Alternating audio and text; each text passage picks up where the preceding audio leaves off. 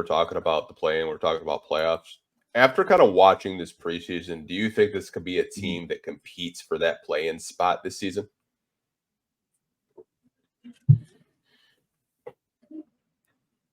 Oh yeah, oh yeah, but I definitely believe this is a team that competes for the NBA playing tournament. Absolutely. I mean,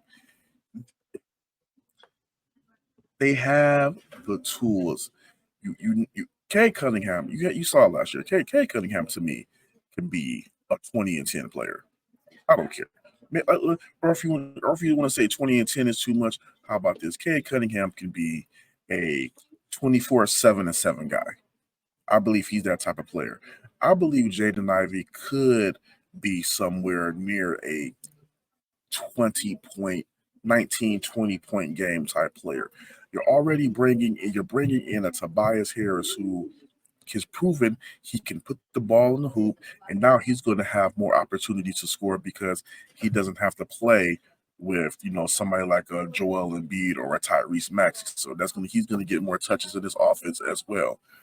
Jalen Duren, I believe he's going to be the wild card scoring wise, but as long as he just goes ahead and cleans the glass, gets his putbacks, plays above the rim, I believe he's good for about maybe 12, 14 points, maybe 15-ish. If he's able to knock down his free throws, they have the makings of a play-in type team, and now you have a solid bench as well.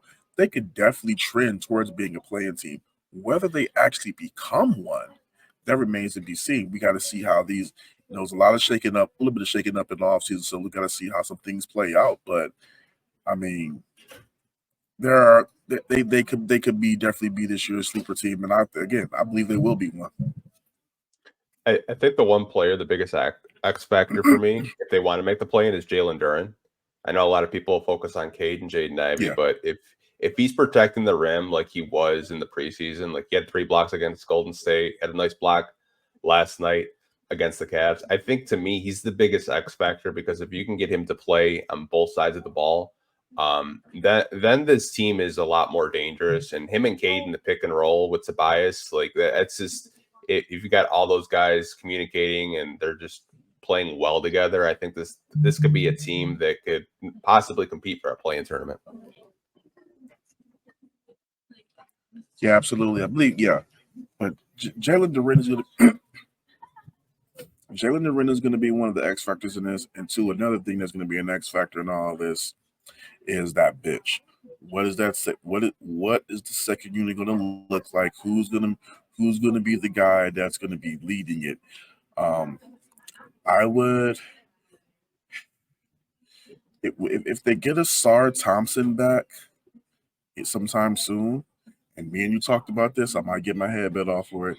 If they get a Sar Thompson back sometime soon, I would also not be opposed of having Sar Thompson at the three, Cade at the point, and then you can insert Beasley into that two role, and then still continue to stagger him and Ivy's minutes at that point. But I think that second unit is going to need a guy that can really get things going. And Fontecchio can shoot off the bench. THJ, I believe he's going to regulate it, but they need a spark plug. And I believe Ivy could be that spark plug just for the second unit in some cases because they not only need a guy that's going to be able to score, they need a guy that's going to be able to run the offense. And Ivy has shown that he is a capable facilitator when given the role. I believe what game it was. I want to say it was the game at Breslin against the Suns where they started the second half, and Ivy just ran the show.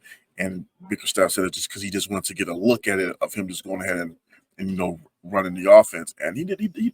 They got smacked, but he did a solid job. And we've seen Ivy run the point before as we've seen Ivy run the point before. So that's a again. Obviously, you want to see those two, Ivy and Cade, in the starting backcourt because I believe that's your best odds of winning. But if you kind of want to get a little bit funky and tricky to start, with or creative with the rotations, I would not be opposed to seeing Ivy come off with that second unit just to get things going. Yeah, me either. It'll be interesting to see how Ivy is used this season. It's funny, when I was talking with Ku Cahill from Lockdown Pistons, he actually wanted the Pistons to use Asar as a shooting guard and have a Cade and Asar backcourt, which I think could be actually kind of fun and interesting because you could still have Beasley out there at small forward if you wanted, and you could have Asar switch everything. Yeah. But it's gonna be interesting to see.